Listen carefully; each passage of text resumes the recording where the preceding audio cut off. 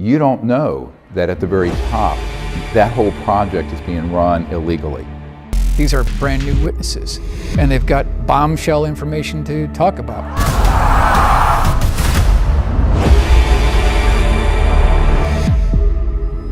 These technologies are unsanctioned. They are illegal operations, and this can be proven in any court of law. It's like, wow, nobody's coming after us. We're gonna do this until we can get away with it. They would have so much control over everything if they had that. If this information was all released, it could fall into the wrong hands. They're using security as a cover for illicit or illegal or even treasonous activities. The members of Congress didn't have the detailed information of the precise location. Where they keep the bodies, the craft, the debris, all the evidence that we've been searching for the last 80 years. He knew how to keep a secret. Secrets were his stock in trade. They're literally making their own money to fund their own projects. We have a source currently in the deep black world. It doesn't matter if you're president of the United States, you're not going to talk about that. There was this large monolithic slab. Looked like it was elevated off of the ground. It is traumatic. Look, this is the most top secret shit you've ever heard of. Welcome back. Blake Cousins along with the panel tonight. World breaking news. What is going on over our planet? You just saw the trailer for Battle for Disclosure. Now we have founder of the Disclosure Project, Dr. Stephen Greer, and founder of Forbidden Knowledge, Billy Carson. We're going to do it live. We're going to do it right now. And we invite the world to chime in and leave us your comments. So let's get to it. You know, Battle for Disclosure, the battle is on. Disclosure is maybe in our hands. A new incoming president is about to take charge, apparently. And Dr. Stephen Greer has been behind the scenes in Washington, speaking with officials, executive branch, people on the inside with regards to what's going to happen next. So let's start it off with Dr. Stephen Greer. Welcome. And what's going on with these drones? Everybody wants to get your opinion. Well, some backstory on that. These all began some months ago after a team of high-level black site defectors decided that they would come forward between now and early January with all the evidence and information from 6 different black sites that have been involved in shooting down the ET craft, the reverse engineering of them, the ET bodies, and the man-made, what they call ATs, which is advanced technology, which are the man-made UFOs, which are most of what people see. Now, of course, the covert transnational corrupt organization running covert UFO UAP programs knows this. And of course, they can monitor everything with or without an encrypted block.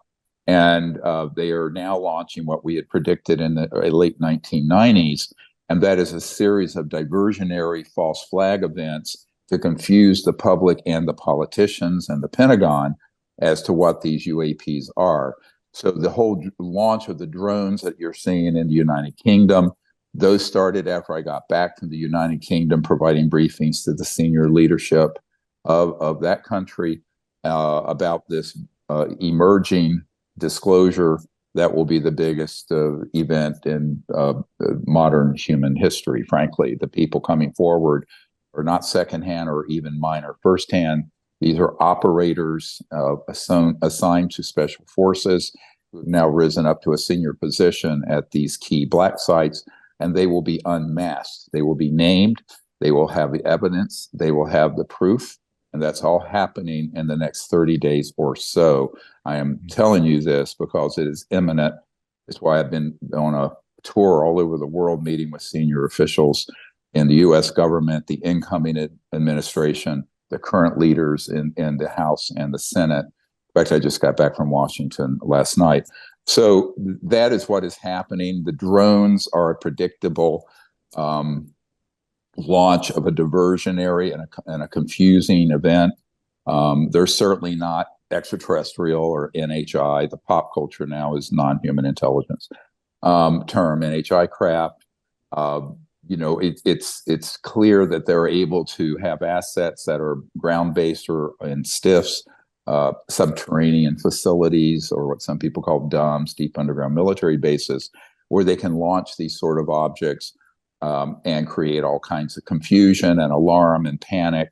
This is now breaking all into the mainstream news, just as this group is pivoting to disclose the facts and the real information. So this is a PSYOP, psychological warfare operation. We predicted it.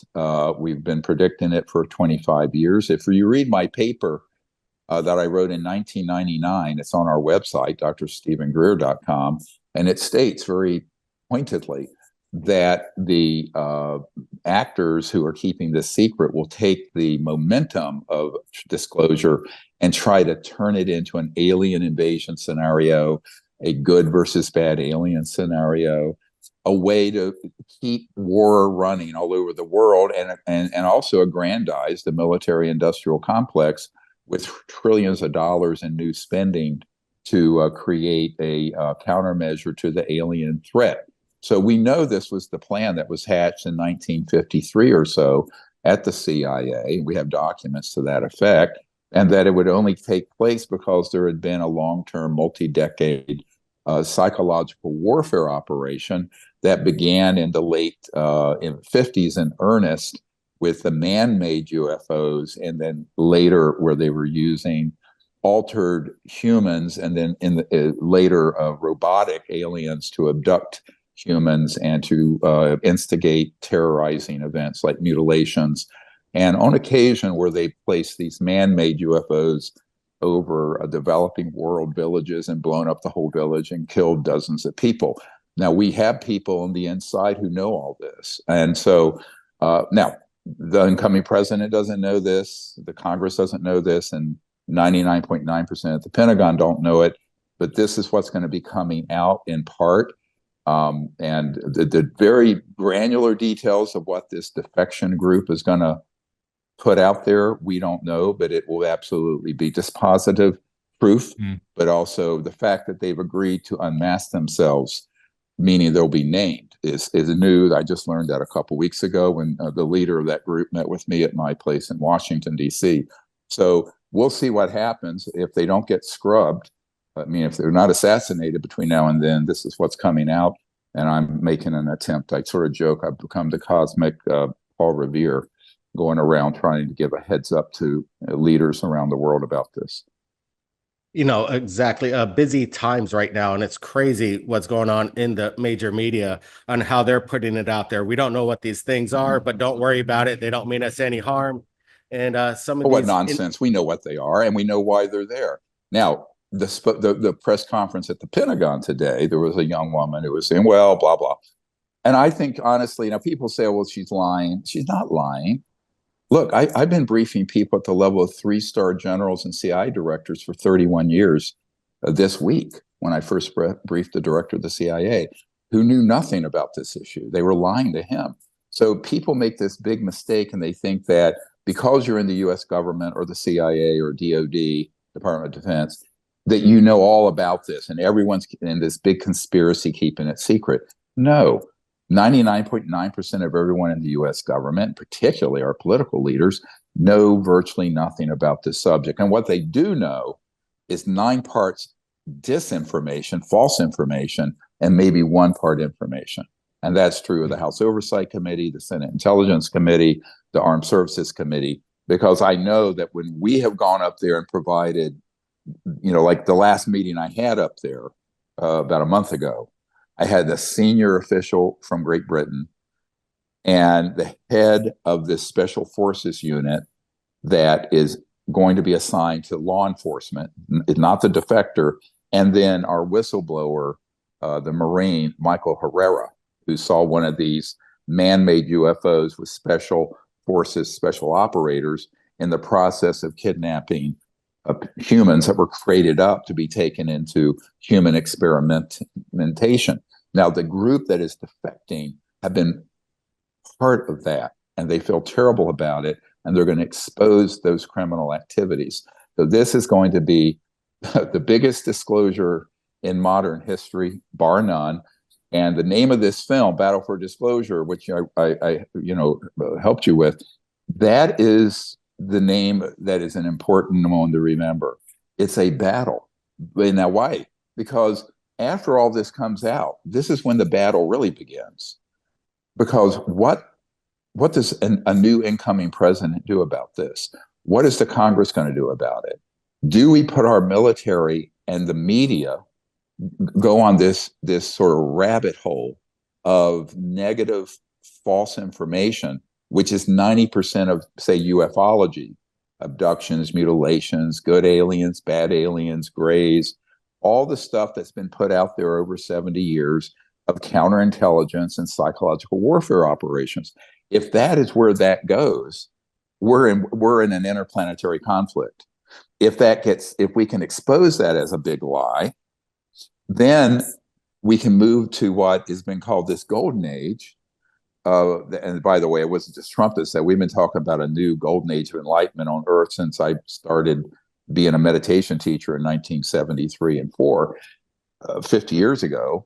And it's about this information coming out with the technologies being used for peaceful purposes to eliminate poverty and create almost like a heaven on earth and fix the environment with free energy, but also to start a program where we make contact with these civilizations peacefully instead of shooting them down. So the disclosure coming out is the easy part, even though it's taken me 31 years to do it, 33 years. But then the battle of disclosure really begins. And it's this: how do we look at this? How do we interpret this? And if this disclosure momentum gets hijacked into this terrible, frightening left turn into destruction and conflict, it will be 1,000 times worse than COVID. And that's what I'm saying, the senior incoming people around the incoming president. I would say the same thing to Biden. This is a nonpartisan effort. I want to emphasize that. Now, if it goes this other way, it could be one of the most unifying, beautiful moments in human history. I think you have seen the sample speech I've written for various world leaders. You remember I sent that to you last week. And as far as I'm concerned, you can publish that.